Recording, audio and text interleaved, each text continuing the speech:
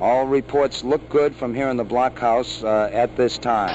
All aspects of the mission go. T-minus 30 seconds and counting. Apollo 8 coming up on 20 seconds, and you're looking very good. T-minus 15, 14, 13, 12, 11, 10, 9. We have ignition sequence start. The engines are on. 4, 3, 2, 1, 0. We have commit. We have off. The clock is running. No dia 21 de dezembro de 1968, os astronautas James Lovell, William Anders e Frank Borman embarcaram na primeira missão tripulada a orbitar a Lua.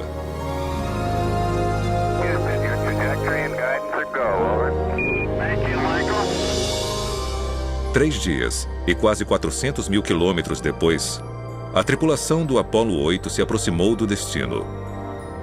E no dia 24 de dezembro, véspera de Natal, a nave começou a última de suas 10 órbitas ao redor da Lua.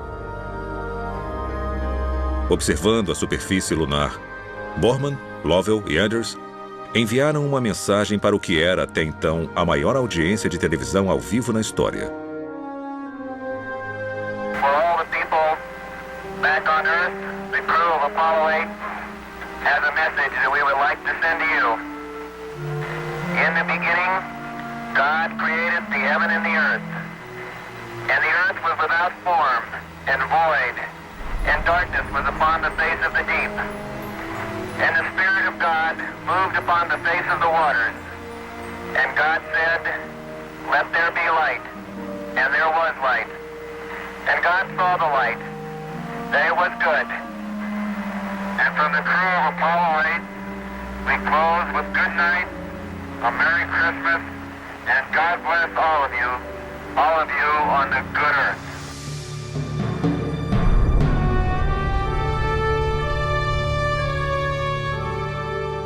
Logo após o seu retorno à Terra, perguntaram ao comandante da missão, Frank Borman, por que os astronautas escolheram ler a mensagem de Gênesis.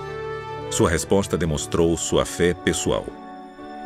Nós queríamos transmitir a nossa sensação de proximidade ao Criador de todas as coisas.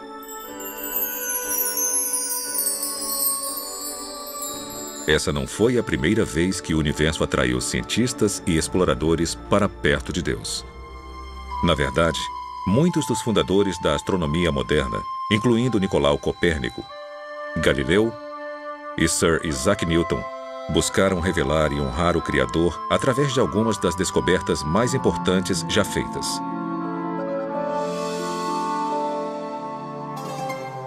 Essa motivação também inspirou Johannes Kepler, o matemático alemão que foi o primeiro a calcular o movimento planetário.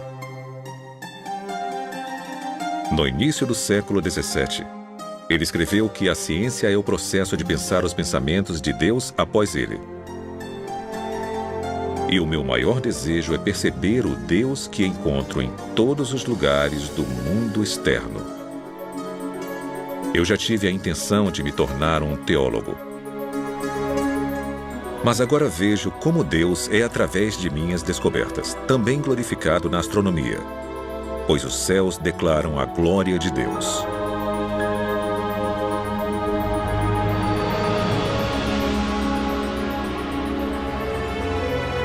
Hoje, mais de 4 séculos após Kepler, o universo continua nos cativando com seu esplendor e design. É um espelho que reflete a maestria de Deus e uma voz que fala claramente toda noite sobre seu caráter e poder. Viajem conosco agora, na asa de algumas das tecnologias mais sofisticadas já criadas.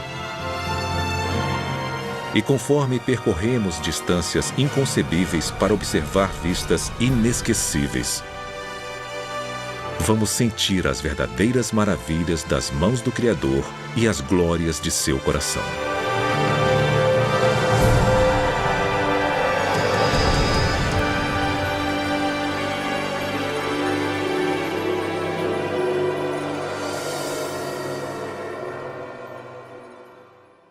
Olha, o tamanho e a grandeza do universo, eu acho que é tremendamente humilde. E pode ser que é através da beleza tremenda que nos é revelada pelas fotos do telescópio Hubble e do tamanho enorme do universo, nós comecemos a apreciar a majestade e a grandiosidade de Deus, que transcende o universo e é maior do que esse cosmos que vemos.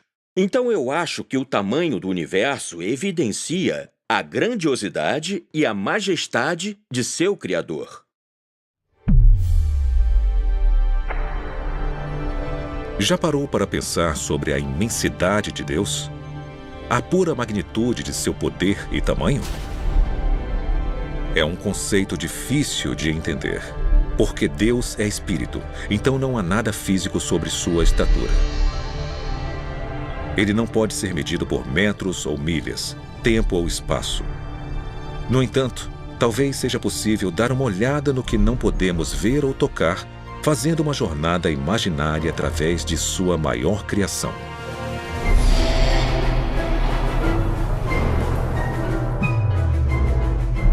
Esta nave vai nos transportar até o limite do universo observável, uma distância estimada de 430 bilhões de trilhões de quilômetros. Vamos viajar na velocidade da luz, mais de 290 mil quilômetros por segundo. A essa velocidade, poderíamos fazer no mínimo 600 órbitas completas ao redor da Terra, em menos tempo do que demoramos para comer uma pequena tigela de pipocas.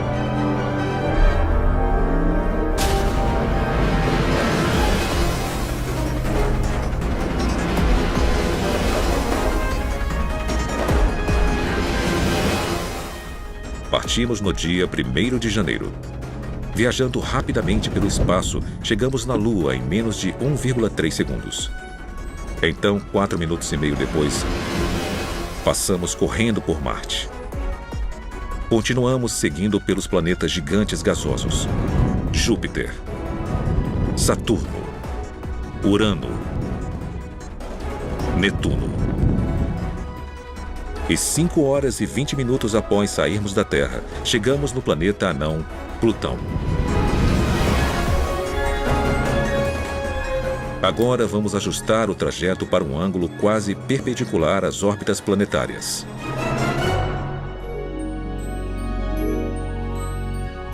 Atrás de nós, os limites da nossa vizinhança cósmica somem rapidamente.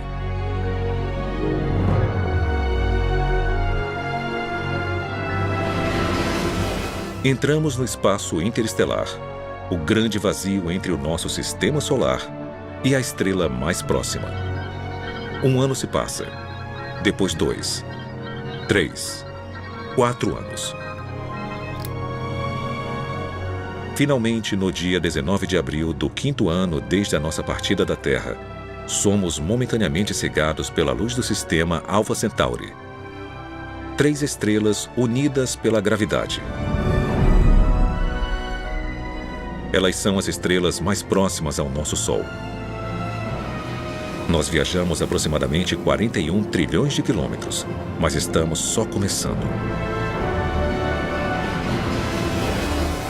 10 anos-luz da Terra. 2 dúzias de estrelas vizinhas brilham à nossa frente. Uma delas, Tau 7, se parece com o nosso Sol. 100 anos-luz. Nuvens de gás e poeira no braço de Órion da Via Láctea nos cercam. 1000 anos-luz. A elegante forma espiral da nossa galáxia é claramente visível. A Terra está localizada aqui. A Via Láctea faz parte de uma comunidade de no mínimo 40 galáxias, unidas pela gravidade, para formar o que é conhecido como o Grupo Local. Pelo resto da jornada, cada ponto de luz que vemos não é mais uma estrela individual, mas uma galáxia inteira, cheia de bilhões de estrelas.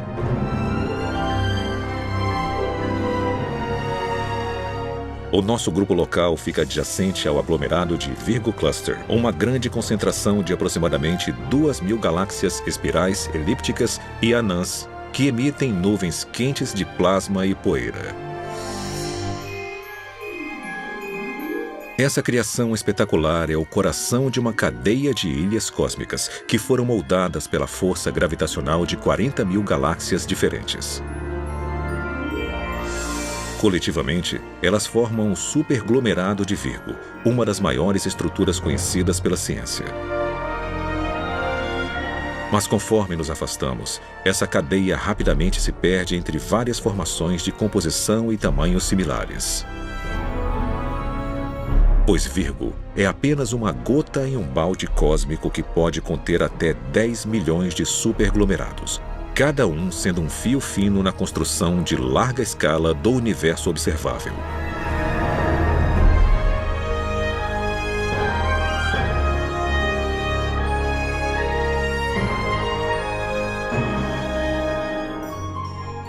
A nossa jornada nos transportou para 45 bilhões de anos-luz além da Terra, aos limites externos da descoberta científica.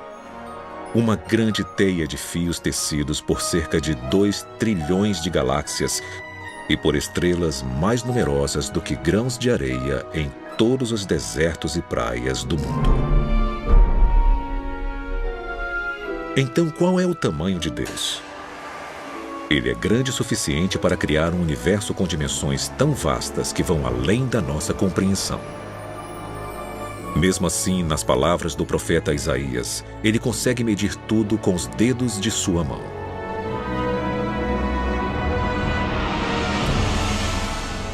A magnitude do poder e do tamanho de Deus nunca poderá ser calculada pela matemática ou pela física, pois ele é onipotente, eterno e infinito. Mas se explorarmos o cosmos com a mente aberta, sem nos limitar às teorias do acaso cego e da colisão aleatória de átomos, vamos descobrir uma tapeçaria magnífica criada por um artista consumado que trouxe tudo isso à existência a partir de absolutamente nada. Depois revelou vislumbres de sua identidade através da grandeza e do design de tudo que fez. E qualquer um que já tenha olhado para um céu estrelado, as evidências da estatura e do caráter de Deus brilham mais forte do que a luz de 1000 estrelas.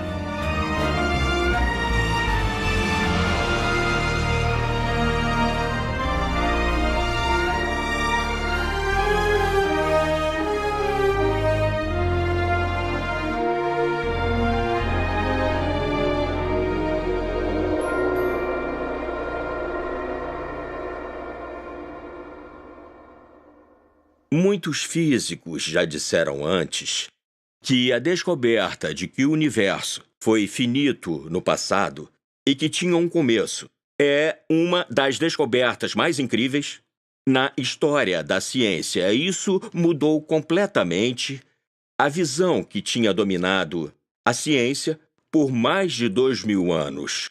Isso foi escrito em Gênesis, capítulo 1, versículo 1. No princípio, foi Deus quem criou o céu e a terra. E uma das descobertas mais incríveis do século XX da cosmologia foi a confirmação sobre a antiga previsão judaica a respeito do início do universo.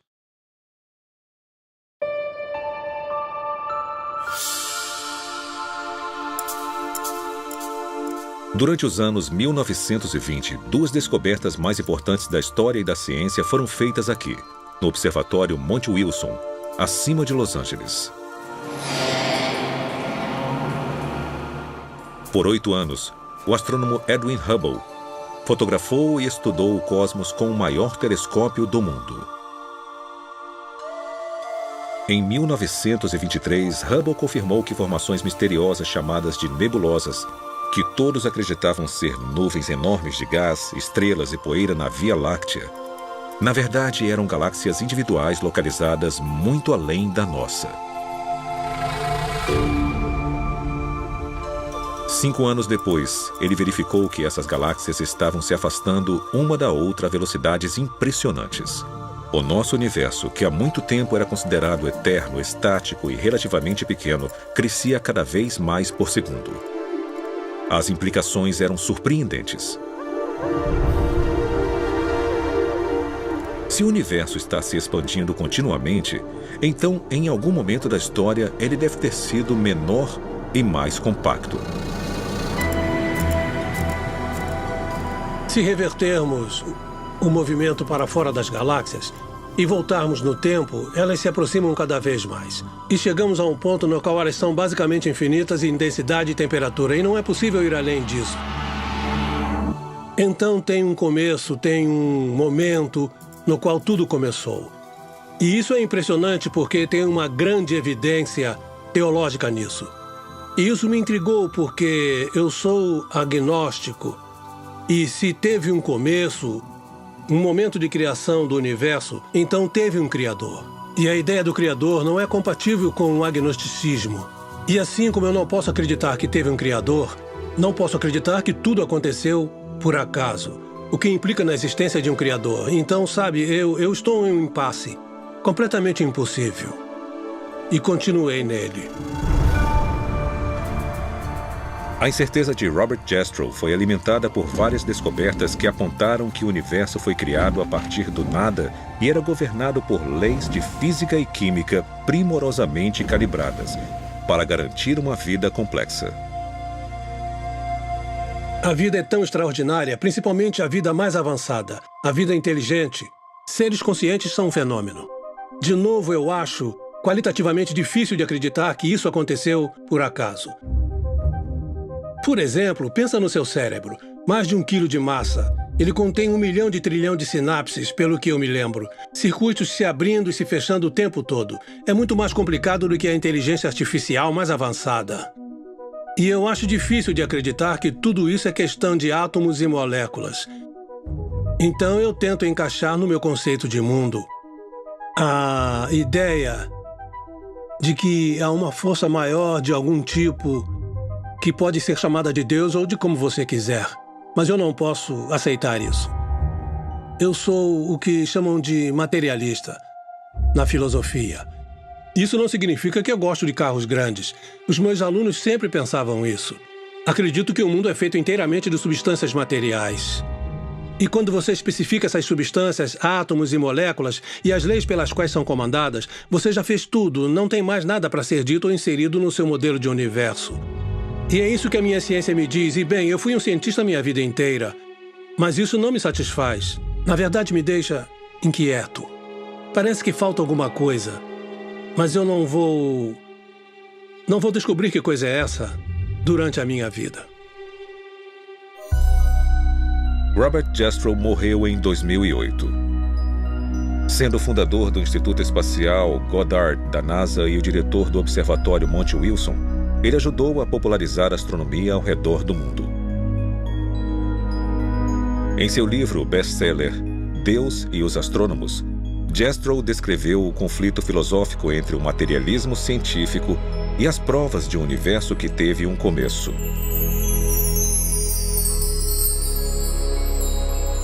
Em vez de desmentir a existência de Deus, os astrônomos podem estar encontrando mais provas circunstanciais de que Deus existe, de que o universo começou repentinamente em um ato de criação. Para o cientista, que viveu com a sua fé no poder da razão, a história termina como um pesadelo. Ele escalou as montanhas da ignorância, está prestes a conquistar o pico mais alto, e conforme sobe a última rocha, é recebido por um grupo de teólogos que está lá há séculos.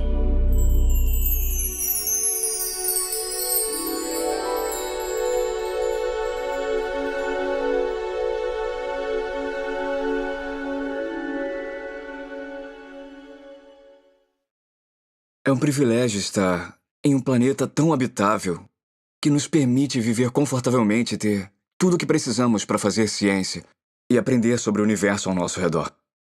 E para aprender sobre as nossas origens e para conseguir responder qualquer pergunta que possamos fazer. É claro que alguém pode falar que isso foi por acaso, essa é a filosofia dele, e ele pode recorrer a isso o quanto quiser, mas não é uma explicação satisfatória para mim.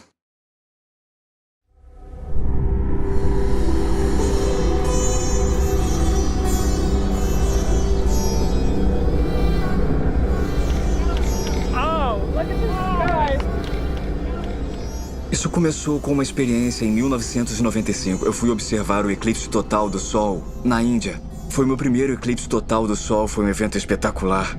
Foi uma experiência emocionante.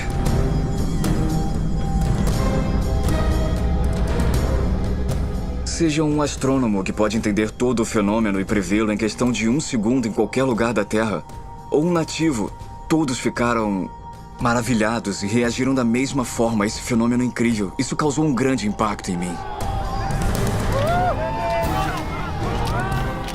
Por 51 segundos inesquecíveis, Guillermo Gonzalez e milhares de pessoas viram maravilhados esse raro evento astronômico. Gonzalez depois refletiu sobre a beleza misteriosa que havia testemunhado no céu do norte da Índia e sobre os fatores que o tornaram possível.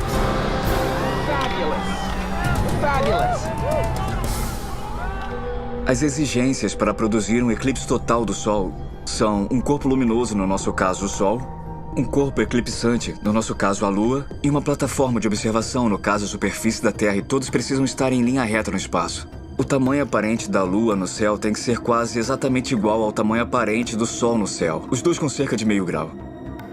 O Sol é 400 vezes maior que a Lua, mas está a uma distância 400 vezes maior, então tem essa coincidência que as pessoas reparam há séculos, mas dizem, é uma coincidência e deixam pra lá.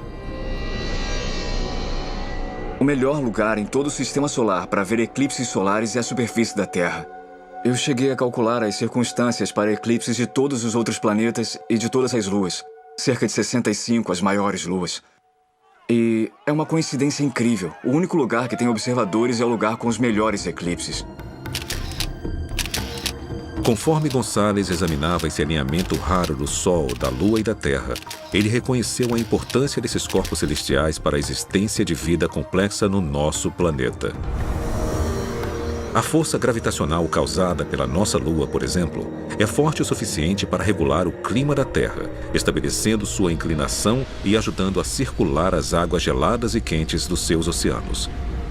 E a distância do nosso planeta para o Sol possibilita a existência de água líquida e uma atmosfera rica em oxigênio.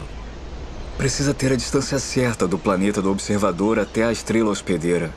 E precisa ter uma Lua bem grande. Então tem uma grande sobreposição entre os requisitos para produzir eclipses e os requisitos para ter um planeta capaz de suportar a vida. Responda, e se as coisas que tornam o planeta habitável também fazem com que esse planeta seja o melhor lugar para se fazer descobertas científicas? A natureza do nosso planeta, a natureza de sua atmosfera, a sua localização no sistema solar, o tipo de sistema solar onde ele está, até mesmo o tipo de estrela que nos cerca e a nossa localização na galáxia são ideais para se fazer uma grande variedade de descobertas científicas. E por acaso essas também são as condições mais importantes de um planeta habitável. Um planeta propício para seres como nós e sem o qual não poderíamos sobreviver. Eu acho que esse é o tipo de padrão que sugere para as pessoas uma conspiração e não uma coincidência. Na luz tênue de um eclipse solar, Gonzalez e Richards reconheceram uma ligação fascinante entre os fatores necessários para a vida complexa e a observação científica. Geralmente nos falam, principalmente no século XX, que o universo não pensa em nós. Ou seja, que nós existimos em um universo muito grande e que o universo não foi criado para seres como nós. Nós somos simplesmente uma vida que por acaso surgiu num pequeno planeta que cerca uma estrela minúscula e insignificante numa galáxia normal dentro de um grande universo que não foi planejado. O nosso argumento sugere uma ideia completamente diferente. Sugere que o universo foi planejado, que o universo existe por um propósito. E esse propósito não é simplesmente para que seres como nós existam, para que possamos nos ampliar além do nosso lar pequeno e paroquial, para ver o universo como um todo, para descobrir o universo e, na verdade, talvez para considerar se esse universo aponta para algo além de si mesmo.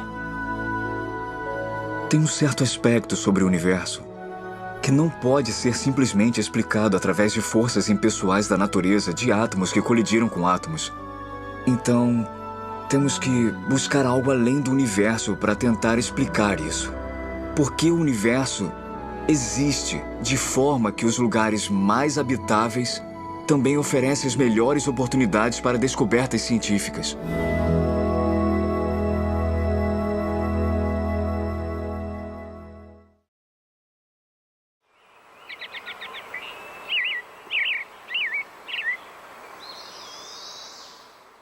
Nós criamos um mosaico do Sistema Solar usando fotos que tiramos com a Voyager e o colocamos na parede do auditório.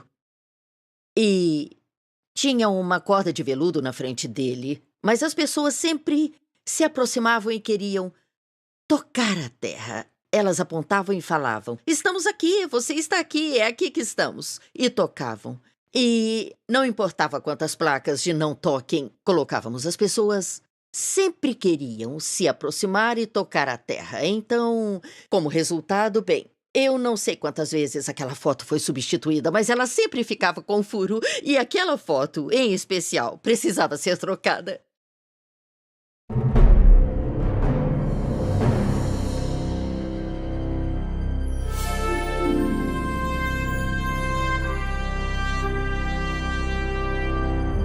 Em dezembro de 1980, a sonda Voyager 1 da NASA completou sua exploração histórica de Júpiter e Saturno. De todos os aspectos, a missão foi um grande sucesso. Por mais de 20 meses, a sonda não tripulada analisou e fotografou os 2 maiores planetas e suas luas, revelando uma variedade de informações sobre esses mundos misteriosos. 10 anos depois, conforme a Voyager se preparava para deixar o Sistema Solar, o astrônomo e especialista da missão Carl Sagan pediu uma última série de fotos que incluísse o planeta Terra. Foi ideia do Carl Sagan. Ele queria dar ao público uma foto de quão pequeno e isolado é o planeta Terra. Então, por fim, criamos o que chamamos de sequência, que é uma série de comandos da câmera. E apontamos a plataforma de varredura da sonda para vários planetas e tiramos também algumas fotos das estrelas ao fundo. Em 14 de fevereiro de 1990, as câmeras de alcance curto e longo da Voyager capturaram esse mosaico do Sistema Solar. Uma das imagens era uma vista da Terra envolvida por um raio de luz. O nosso planeta, 5,95 bilhões de quilômetros de distância. É só um pequeno pixel brilhante. Não dá para ver os continentes ou oceanos.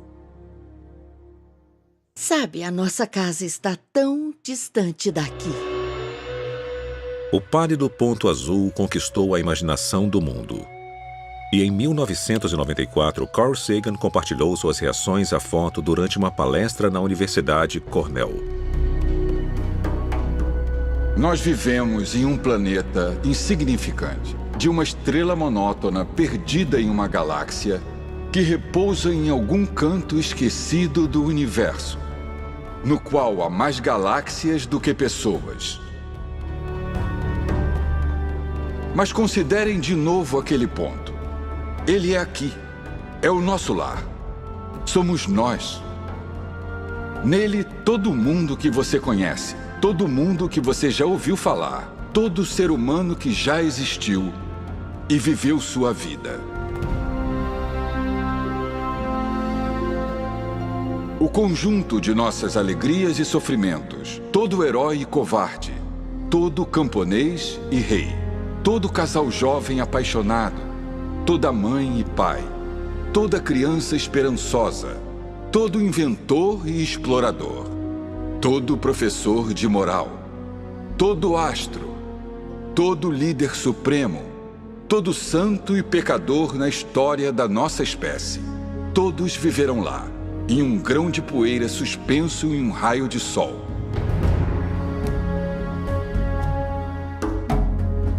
A Terra é um palco muito pequeno, em uma grande arena cósmica. Nossas posturas, nossa suposta importância, a ilusão que temos de uma posição privilegiada no universo, são desafiados por esse ponto de luz pálida.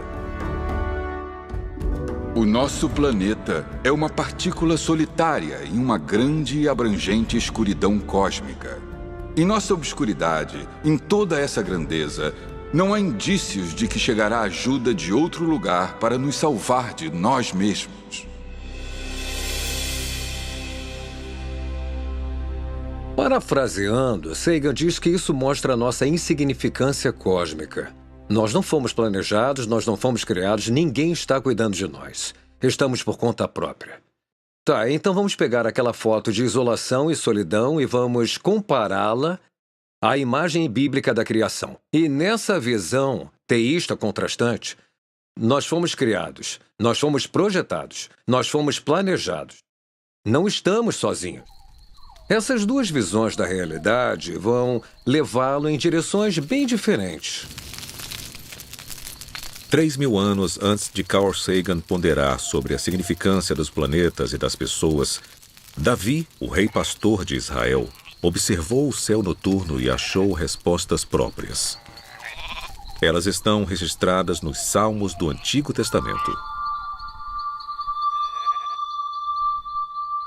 Ó Senhor, a tua glória é maior do que a dos céus.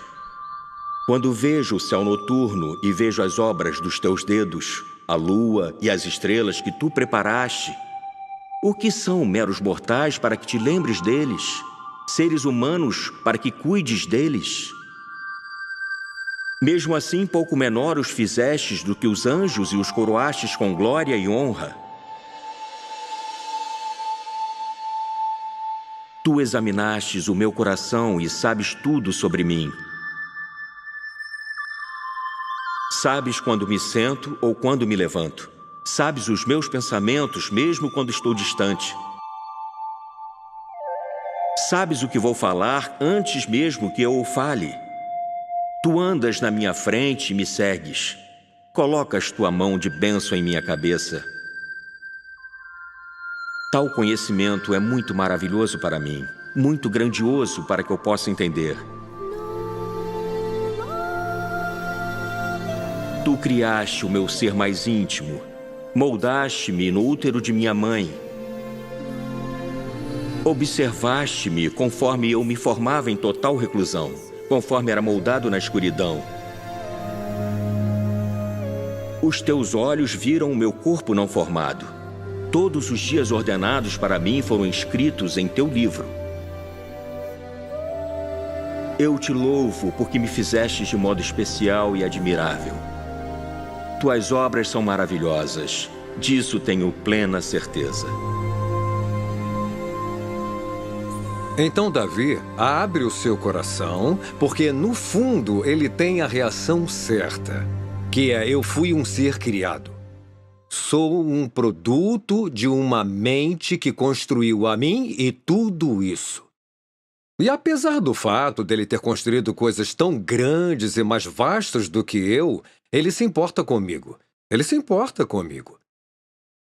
Eu acho que a percepção do Carl Sagan é tão diferente porque o universo do Carl Sagan tem... Bem, de certa forma, Deus se foi. E se o principal ator para Davi, o Deus de Abraão, Isaque e Jacó, saiu de cena, então quem é o responsável? Quem construiu? Quem construiu tudo? Se não foi uma mente, se não foi um intelecto, se não foi uma pessoa, um ser supremo e poderoso com o qual possamos ter uma relação, então tudo que sobra é a física. A física tem que comandar o show. E nós nos tornamos, em vez de uma criatura planejada e criada por um grande criador, nós nos tornamos um caso de sorte de uma longa teia de acidentes cósmicos. E, na verdade, isso é muito solitário.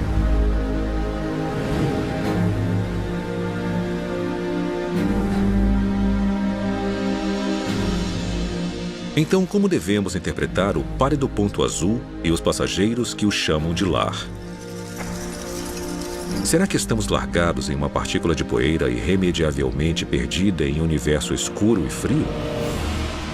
Ou será que o nosso planeta, com sua atmosfera rica em oxigênio, abundância de água líquida, com seu clima temperado e localização ideal no sistema solar, com seu campo magnético geografia e dezenas de outros fatores que tornam a vida possível, é um produto magnífico de mente, propósito e plano? E se a Terra foi criada como um santuário para seres humanos, será possível nós existirmos por um motivo maior do que a mera sobrevivência? Talvez o nosso destino seja único no universo. E como Davi, podemos passar a nossa vida no pálido ponto azul pelo maior propósito de todos: para conhecer Deus e adorá-lo para sempre.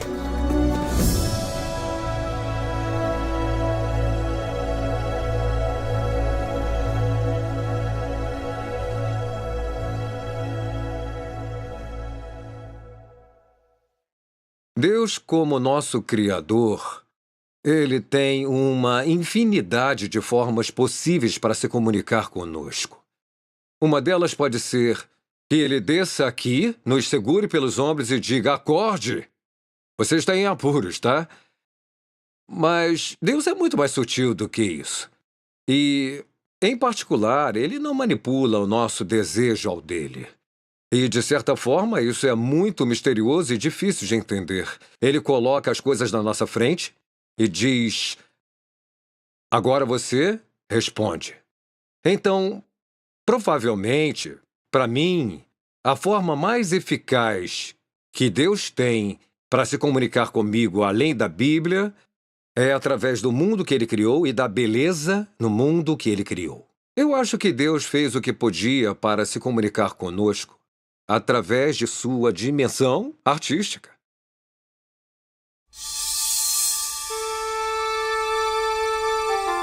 Elas estão entre as 7 maiores maravilhas naturais do mundo. Demonstrações incríveis de arte que já foram celebradas em pinturas, nas cavernas pré-históricas, na mitologia viking e nas peças de Shakespeare.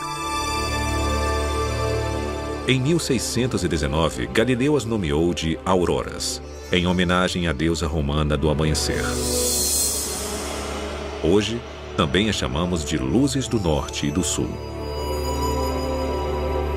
No brilho etéreo desse fogo celestial, a beleza, o mistério e maravilha tão evidentes através do universo iluminam o céu polar desde a Islândia até a Antártica. Você fica intrigado com isso, fica curioso com isso. É lindo, é sutil, é interessante. Todas essas coisas se despertam. Uau! Então esse uau estimula o porquê, né? Por que aquilo está ali? O que está fazendo? O que causa isso?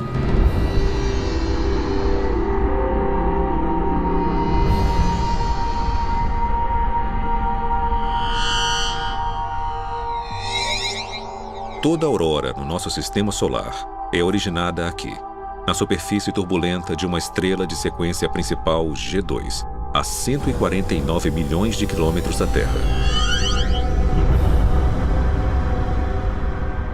Periodicamente, picos de energia gerados dentro do núcleo do Sol causam grandes tempestades, que podem lançar bilhões de toneladas de um plasma altamente carregado. Grande parte dele vai em direção à Terra em um percurso de colisão. Nós somos banhados o tempo todo pela radiação do nosso vizinho grande e quente. E nós somos feitos em parte de moléculas delicadas como o DNA, que não gostam de ser atingidas pela radiação ionizante. Sem precauções, esse vento solar pode destruir rapidamente a nossa atmosfera, ferver os oceanos e devastar todas as formas de vida. Por sorte, somos protegidos dessas catástrofes por uma provisão impressionante. Debaixo da crosta e do manto do nosso planeta, uma camada de ferro, níquel e enxofre derretidos, com uma grossura de 2.400 quilômetros, flui constantemente ao redor de um núcleo de ferro sólido. Esse movimento produz um campo magnético que irradia do núcleo da Terra através dos polos, e milhares de quilômetros pelo espaço. Quando o plasma atinge esse campo, grande parte das partículas letais são desviadas antes de chegar à superfície da Terra. mas algumas são atraídas até as linhas do campo magnético e são canalizadas diretamente para os polos norte e sul. Cerca de 99% da nossa atmosfera é formada por átomos de nitrogênio e oxigênio. Esses componentes são eletricamente neutros.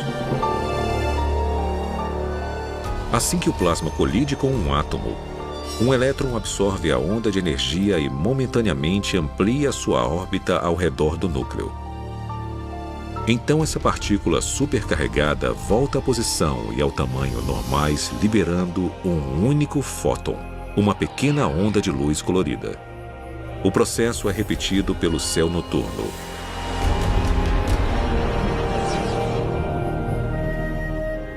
Dependendo da altitude, os átomos de oxigênio liberam fótons verdes e vermelhos, o nitrogênio, azul intenso e tons de roxo. Essa enxurrada de reações atômicas gera grandes cortinas luminosas que podem se estender 402 quilômetros para o espaço. Às vezes, elas formam anéis espetaculares acima dos polos magnéticos.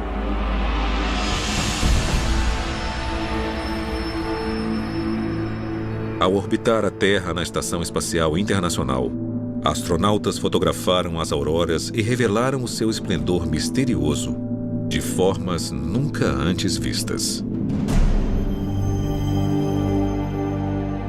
Essa beleza fala conosco eloquentemente sem dizer nenhuma palavra. Eu acho que a aurora por si só é um cartaz lindo e brilhante balançando. É uma mensagem e ela diz: este planeta não foi um acidente. E o fato de vocês estarem nele não é um acidente. Deus nos deu um mundo que, se nós dermos alguma chance, ele testemunha de forma fiel a Deus. E esse testemunho, essa voz que nós ouvimos da natureza, fica mais forte e mais bonita quanto mais você a conhece. A sabedoria de Deus realmente é infinita e ele criou um mundo com tantos detalhes interessantes. Admiração, majestade, maravilha, beleza, funções biológicas, integridade planetária, o papel do planeta como um todo para manter a vida. Se colocarmos as peças na posição, vamos seguir esse mistério de pista a pista. E eu acho que o que acontece, certamente no meu caso, é que você percebe que a Terra não é um lugar onde a vida pode simplesmente prosperar por acaso. Foi criado para ser um lugar onde a vida pode prosperar. Este planeta foi construído para ser habitável. Essa convergência de design funcional e beleza extraordinária, tão evidente no campo magnético da Terra, também é uma forma que Deus usa para se comunicar através de todas as facetas da criação.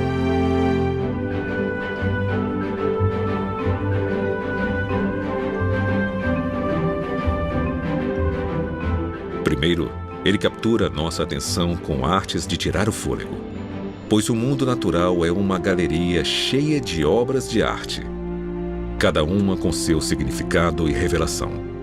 Depois, se buscarmos entender com afinco os como e porquês do cosmos, ficamos frente a frente com o Criador de tudo. O artista e engenheiro eterno que criou as maravilhas físicas que enchem os nossos olhos, inspiram os nossos corações e garantem a nossa sobrevivência no terceiro planeta depois do Sol.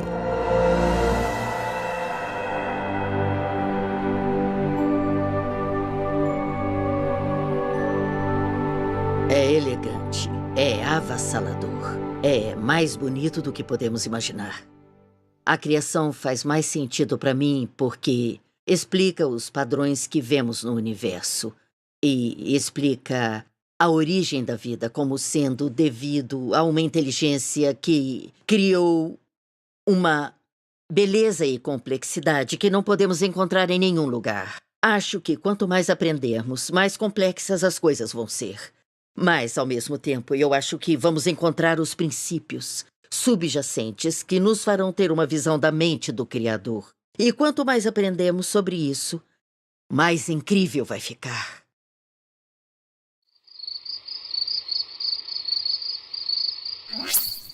Aqui vai uma pergunta que pode literalmente deixá-lo acordado a noite toda. Quantas estrelas existem no universo? Em uma noite de céu limpo no deserto sem um telescópio, podemos ver cerca de 5.000 estrelas individuais. Todas elas estão localizadas na Via Láctea, uma galáxia espiral relativamente típica, com uma população estelar entre 100 bilhões e 400 bilhões de estrelas.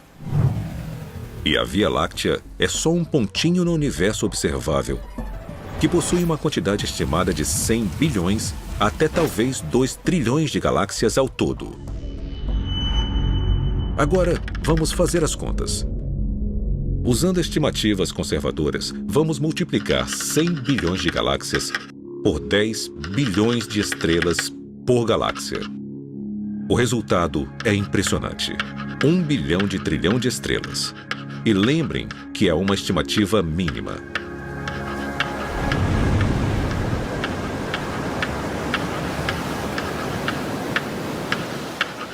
Para compreender um número tão grande, precisamos de um contexto. Então vamos tentar isso. Há aproximadamente 135 mil grãos em 16 metros cúbicos de areia e 235 milhões em 28 mil centímetros cúbicos. Mesmo que seja quase impossível determinar a medida exata, os geógrafos estimam que haja aproximadamente 320 mil quilômetros de costa e 15 milhões de quilômetros quadrados de areia de deserto na superfície do nosso planeta. Usando estimativas como essas, os pesquisadores da Universidade do Havaí calcularam que, em todos os desertos e praias do mundo, há cerca de 7,5 vezes 10 elevado a 18, ou mais de 7 bilhões de grãos de areia individuais.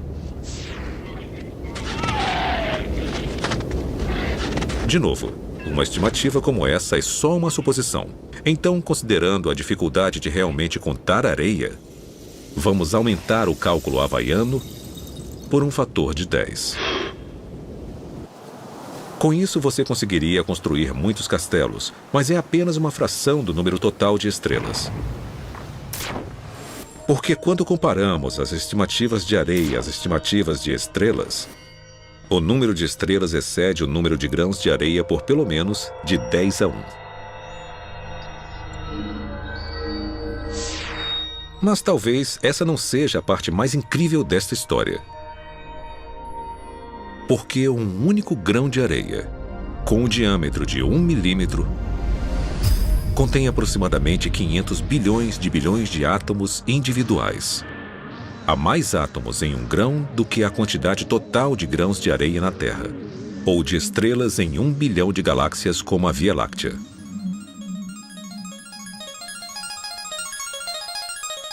Certo. Antes de desligarmos a calculadora, uma dose final de números altos. Em uma única gota de água, há cerca de 1,7 bilhões de trilhões de moléculas de H2O individuais. Ou seja, em algumas gotas grandes, o número total de moléculas pode superar o número total de estrelas em todo o universo.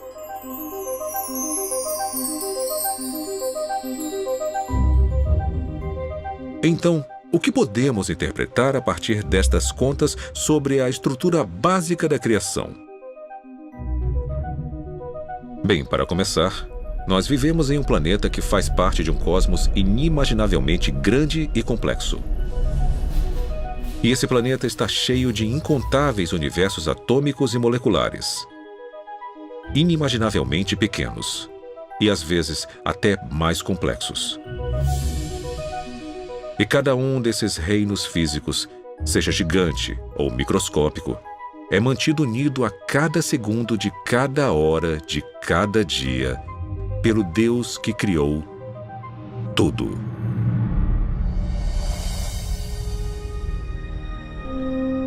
Lembrem disso da próxima vez que forem procurar escaravelhos no deserto do Saara.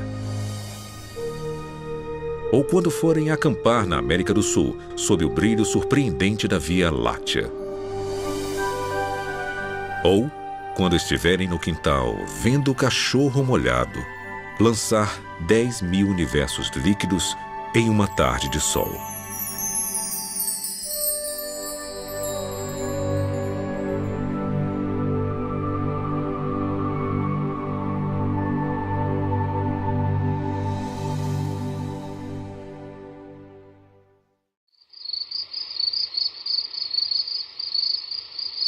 Quando a minha filha de 6 anos olha para as estrelas, ela me diz: é tão óbvio que Deus existe. Como alguém pode questionar isso? Como alguém pode pensar o contrário? Tem uma sensação intuitiva que diz que Deus claramente fez isso. Nós fomos criados para poder ver Deus através da ordem criada. É um livro para ser lido. E ele aponta para além de si mesmo. Ele escolheu criar um universo com um cenário que está constantemente e continuamente em todos os momentos e lugares, dia após dia, noite após noite, testemunhando sobre sua existência. Essa é a ideia da revelação geral de Deus. É geral, é contínua. A criação de Deus, ela é ativa, ela declara a glória de Deus.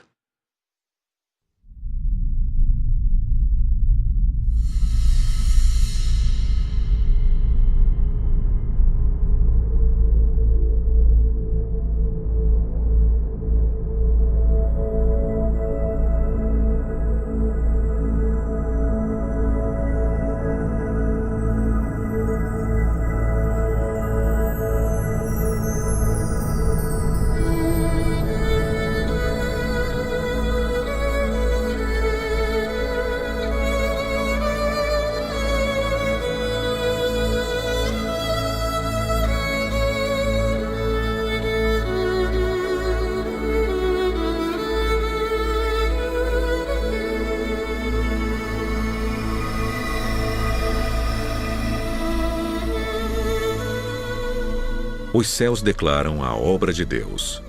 O firmamento proclama a obra de suas mãos. Dia após dia, eles fazem sua declaração. Noite após noite, eles revelam sabedoria. Eles não usam palavras, não escutamos nenhum som deles. Mas sua voz é ecoada para toda a terra, suas palavras até o fim do mundo. Levante os olhos e olhe para o céu. Quem criou tudo isso? Ele que traz os astros um por um. Ele determina a quantidade de estrelas e chama todas por nome. Grande é o nosso Senhor e poderosa é a sua força. Sua compreensão é infinita.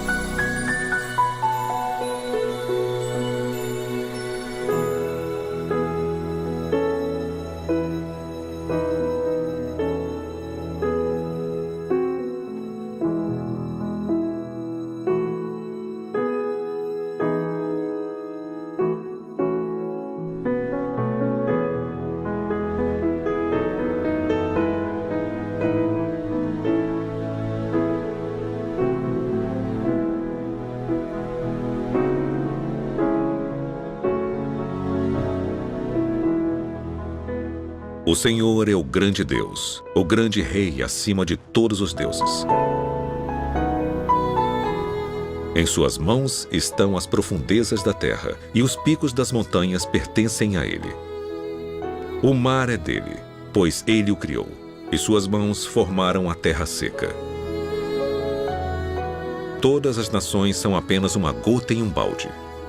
Não são nada mais do que poeira nas balanças. Ele segura a terra como se fosse um grão de areia.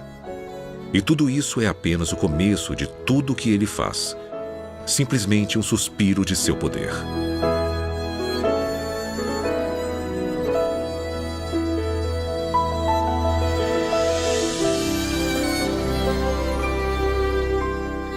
venha ver as obras de Deus, que é incrível em seus feitos.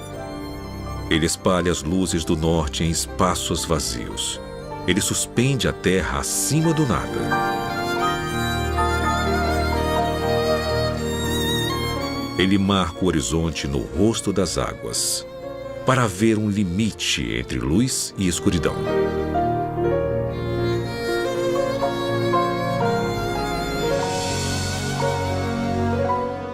Os que vivem no fim da terra ficam maravilhados com seus feitos. Desde onde o sol nasce até onde se põe, tu inspiras gritos de alegria.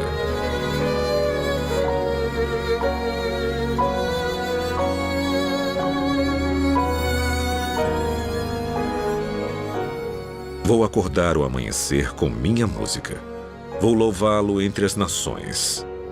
Pois o seu amor inabalável é tão alto quanto o céu. Sua fé alcança as nuvens. Seja exaltado, ó Deus, que a tua glória brilhe por toda a terra.